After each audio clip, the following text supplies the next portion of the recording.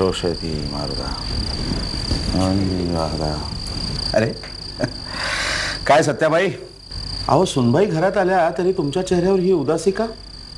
सुनबाईमुळेच काळजी वाटायला लागली. सुनबाईमुळे काळजी? आणि ती कसली? लग्न होऊन इतके दिवस झाले, पण हा पुंडलिक बायकोचा पदरच सोडायला तयार नाही, तर तिच्या मागे मागे असतो. त्यात काळजी करण्यासारखं काय एवढं? अहो नवदाम्पत्य एकमेकांना समजून घ्यायला थोडा वेळ लागतो. त्यात काळजी करण्यासारखं काय मी म्हणतो? बायकांच्या नजरेला जे समजतं ना, ते पुरुषांच्या नजरेला कधीच समजणार नाही.